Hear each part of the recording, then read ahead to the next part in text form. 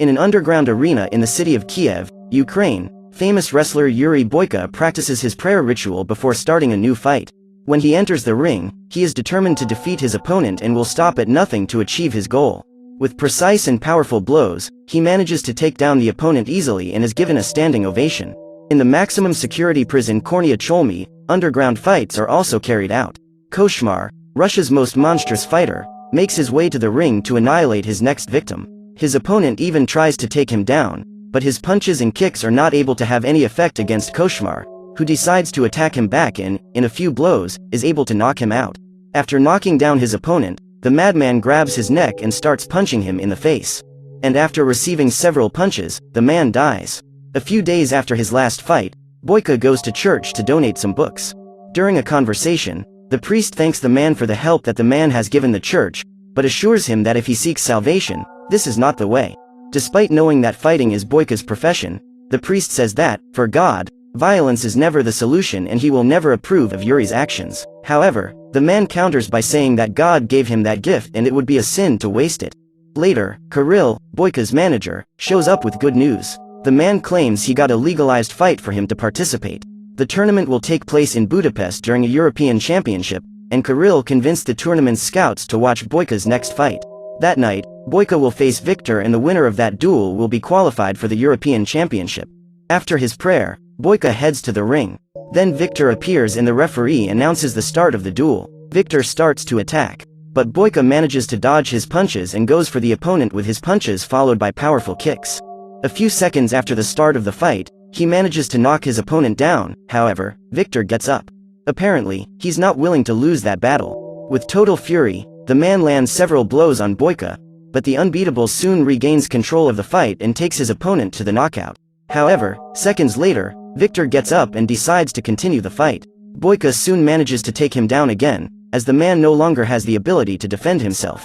Boyka asks him to stay on the ground because he doesn't want to hurt him anymore. However, Victor needs to qualify for the European Championship, so he decides to continue. So, Boyka needs to deliver the final blow, leaving Victor totally unconscious and becoming the winner of that duel. The scouts are proud and report that in just 2 weeks he will participate in the tournament in Budapest. If he wins the tournament, he will enter the professional league, but if he loses, his dream will be over. Kirill is proud of his fighter, as Boyka was about to fulfill a big dream. The man hands him a package containing the payment for that fight and leaves. On his way home, Boyka sees Victor being taken to the hospital on a stretcher and the nurse claims the man is in serious condition. The next day, during a conversation with his manager, he finds out that Victor died a few hours after the fight. Kirill states that Boyka will not be held responsible as what happened was an accident. At that time, the fighter remembers the words the priest said to him and feels very guilty about what happened. Boyka asks to see the things that were in Victor's closet and there he finds a picture of the man with his wife inside an envelope containing a letter. Shaken by the situation, he asks his manager to get him a fake passport so he can go to Russia to visit Victor's widow. Kirill tries to dissuade him from this idea. After all, Boyka is wanted there, but the man assures him that he has to do it and will be back before his trip to Budapest. In Russia, Victor's family and friends say goodbye to him. Zaurop and his gang show up at the church and Alma is uncomfortable with the gangster's presence at her husband's funeral. The man looks at her from afar and, at the end of the ceremony, reminds the woman about her husband's debt.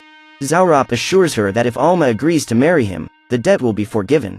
However, she claims instead that she will work at his club and pay off the loan he had taken out. That same day, Kirill hands over the fake passport to Boyka. The man takes a ride from Sumy which takes him to a military checkpoint. The soldiers there don't have access to the internet, so if Boyka doesn't draw attention, he'll be able to get through with no problem. After crossing the border into Russia, the fighter goes to Drovny, where he rents a room. In his suitcase, the man carries a crucifix, which he hangs on the wall of the room. Then he walks over to the return address that was on the letter. Arriving there, he realizes that the place looks like a school. As he watches outside, he spots Alma and immediately recognizes her. The woman notices Boyka's presence and stares back at him. Seconds later, a car appears and the driver orders Alma to accompany him. As they leave, Boyka asks security where they are going. The man then heads to the address and discovers that Alma was going to work in an underground arena. The moment he enters the club, there is a fight going on between Igor and another guy. Despite being less muscular than his opponent, Igor is extremely agile and manages to beat him with some ease. When his opponent is writhing on the ground, Igor delivers the final blow and lands a kick to his face. As he celebrates his victory, Boyka spots Alma and walks towards her. The woman asks why he is following her and the man claims that he has come a long way to talk to her. During the conversation, Slava and his security team show up and the man orders Alma to go back to work. He then shows his gun and says he wants to talk to Boyka outside. Zaurop is in his room watching the security camera images and, at that moment, he sees the fighter. He recognizes him immediately and is curious to know what that man is doing in his arena. Outside, Slava orders the man to leave and claims that he messed with the wrong woman, as Alma now belongs to his boss. However, Boyka insists he needs to talk to the woman and asks what time she gets off work. Seeing that the man does not intend to leave, Slava orders his colleagues to teach him a lesson. Then, the two bouncers team up to beat him up, but Boyka easily gets rid of them. Seeing the man's abilities, Slava points a gun to his head, but the fighter manages to neutralize it and knocks the enemy down. After unloading the weapon, Zaurop appears with his men and applauds Boyka's performance. The old man proposes that he fight in his ring, but Boyka claims he is not interested in the proposal. The man tells him that he is there to talk to Alma, and upon hearing this, Zaurop is extremely angry. He says that no one approaches that woman without his permission and claims that Alma belongs to him, as does the entire city. Finally, he threatens Boyka saying that if he tries to talk to Alma one more time, he will be a dead man. But that's not enough to intimidate him, and in the next morning, he goes to try talk to the woman again. The security guard sent by Zaurop to guard the community center tries to stop him from entering, but Boyka is able to knock him out with a single punch. When he finds Alma, the woman is reading a book to some children, but, seeing him, Alma goes to him to find out what that man wants with her. So Boyka finally has the opportunity to talk to the woman and tells her that he met her husband. He then says he is very sorry for her loss. Alma thanks him and Boyka asks if Zaurop is bothering her. At that time, the widow says that the man took out a loan so that she and her husband could open that community center. As her husband died, Alma started working for Zaurop to pay off the debt. Then the woman asks Boyka to tell her how he met Victor and the fighter reveals that he was responsible for his death. Even though it was an accident, he feels guilty and wants to hand over the fight money to Alma. However, the widow claims that she doesn't want that blood-stained money and orders the fighter to leave. Determined to pay Alma's debt, Boyka goes to Zorab's club and offers to fight in the ring in exchange for the woman's freedom. The deal is that Boyka will participate in 3 fights in 1 week. If he wins all the duels, Alma will be free of his debt, but on one condition. The fighter must defeat the great champion of Zaurop. Yuri accepts the deal and says he will leave to duel with Igor in the final fight. Finally, he asks if there is anywhere he can train and Zaurop says that Boyka can use the gym which is 5 blocks away. Before the fighter leaves, the gangster asks the man not to forget that, in his arena, he makes the rules. When he arrives at the gym, Boyka starts training and soon one of those freaks goes to him to look for trouble. After some provocations, Boyka gets stressed and kicks the stupid guy in the face, who falls unconscious to the ground. That night, he prepares for his first fight against Boris Tarsov. Early on, Boris demonstrates more agility, but Boyka is extremely skilled and manages to compensate for this disadvantage. While watching the show, Zaurop is surprised by the man's performance. Despite knowing Boyka is famous, he had never seen the unbeatable fight live. A few minutes after the start of the fight, Boyka is declared the winner and Zaurop congratulates him on the victory. While resting, Alma goes to bring him a glass of water. At that time, Boyka asks if the woman knows of any other place he can train, as the gym at the end of the street was full of rats. So Alma asks him to go to the community center the next day as she will allow him to use the gym there. The next morning, Boyka shows up and, as agreed, the woman lets him use the gym space where her husband used to train. Minutes later, some kids show up to watch him as he trains. 2 nights later, the fighter presents himself for the second match. This time, he will have to face 2 opponents at once. The Ozerov brothers surround their adversary and attack him together like hungry lions. However, one by one, Boyka manages to take them down with his impeccable punches and kicks. The duo gets up and continues to attack him. While Boyka is distracted by one of the brothers, the second takes a precise kick to his lower back and the man struggles to walk. However, upon seeing Alma looking at him, the fighter returns to the fight and manages to defeat both brothers at once. Injured, he hobbles out of the arena and Alma decides to help him. After the fight, when Boyka returns to the community center, the woman prepares an herbal paste to rub on his back. While tending to the fighter's injuries, Alma states that he doesn't have to fight for her and can leave the city whenever he wants. Boyka then asks why Alma didn't leave and the widow claims that that place was her and her husband's dream. Without the community center, those kids would be in gangs or worse. Annoyed, the woman leaves and the man returns to his room to rest. With great fear that Boyka will win the third fight, Zaurop offers police officer Koichev money to get Koshmar out of prison and take him to fight at his club. The policeman shows resistance in doing this, as he will be risking his job. But Zaurop guarantees that, in addition to the money, he will give the policeman one of the most wanted fugitives in all of Russia. Upon learning that he will be able to capture Yuri Boyka, Koichev accepts the deal and promises that he will take Koshmar to participate in the last fight. The morning before the duel, while running to warm up, Boyka receives a call from Kirill. His manager says the arena is full of fans waiting to see him and his name is scattered all over the newspapers and billboards. After the duel against Igor, the fighter should take the bus that leaves at 9:45 at night. On the phone with his manager, the man promises he will be there. A few hours later, Boyka enters the arena for his final match. Igor is confident, after all, he never lost a single fight in that ring. Igor starts the fight at an advantage. Boyka is already tired as this is his third fight in a week. Also, the pain in his back limits his movement. However, he still manages to keep up with his opponent and exchange kicks with him toe-to-toe. While the fight doesn't come to an end, Alma is anxious in the audience.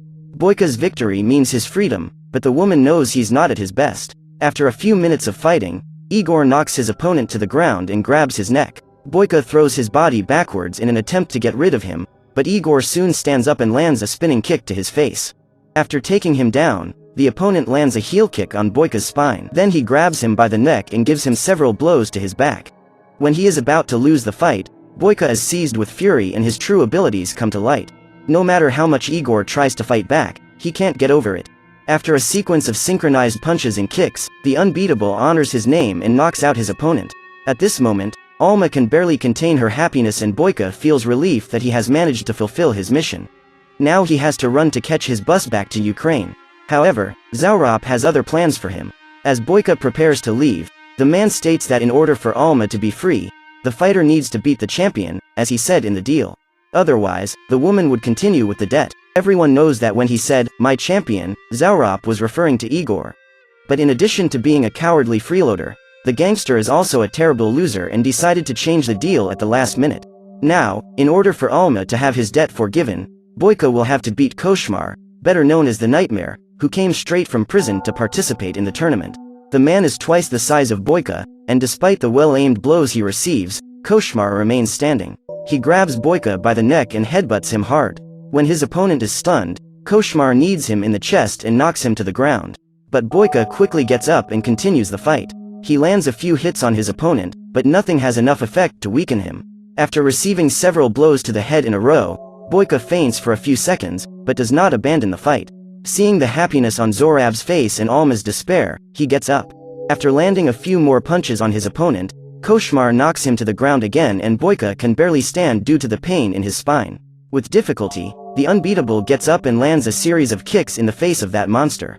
After several punches, he manages to destabilize Koshmar with a hook and knock him to the ground. He then uses jiu-jitsu techniques to immobilize him while twisting his arm. When the man stands up, Boyka uses a kick to send him out of the ring and, incredibly, wins another fight. However, Zaurop, again, doesn't keep his word and sends his guards to attack the fighter. Meanwhile, the cheater grabs Alma and takes her along with him to her room. Customers are scared of the situation and run away from the club in despair. Seeing that Alma is in danger, Boyka gets up, picks up the baseball bat and knocks out the guards. As the fighter eliminates everyone who gets in his way, another security guard appears and shoots him in the arm, but Boyka throws the wooden bat towards him and knocks him unconscious. Then Slava appears and shoots the man in the knee. Luckily, Boyka finds a gun on the ground and shoots back. At that time, Slava falls from the second floor and passes out. After taking a weapon that was hidden in the drawer of his room, Zaurop returns to kill Boyka and uses Alma as a hostage. The coward tries to run away, but the fighter goes after him and points the gun in his direction. Realizing that his life is in danger, Zaurop orders Boyka to drop the gun and threatens to kill the woman. The man then drops the pistol and, at that moment, Alma bites the old man's hand. Boyka takes advantage of the distraction to attack him and ends up getting shot in the abdomen. Still, he manages to grab the gangster and punch Zaurop in the face several times. Then he chokes his neck until he kills him. After eliminating that demon, the man falls to the ground and Alma tries to convince him to go to the hospital. However, Boyka says he needs to ask her something. The fighter says that, on the day they met, the woman asked him what he wanted from her and at that time Boyka didn't really know what to answer. But now he knows what made him go to Russia was the need to ask his wife's forgiveness for what he had done to her husband. Hearing this, Alma doesn't know what to answer and insists on getting him out of that place, but the police car soon appears and the officers handcuff Boyka. Before getting into the vehicle, the man asks once again if Alma forgives him, and she still doesn't know what to say. After 6 months incarcerated in the maximum security Kornia Cholmi prison, Boyka receives an unexpected visitor and is surprised to find Alma. The man did not expect to see her there and asks how the children at the community center are doing. The woman says they're all great and shows him some drawings they made for Boyka. Then Alma apologizes for not going to visit him sooner, but now she felt prepared. She says that the first time she saw him, she didn't know what to say or do. The woman was blinded by hate, but Boyka showed her that there is still good in the world. That's why Alma went to prison, to tell him that she forgives him and to thank him for giving her freedom back. Hearing this, the fighter feels at peace again and thanks the woman before heading back to his cell. Even in prison, Boyka continues to do what he does best and remains unbeatable in underground street fights.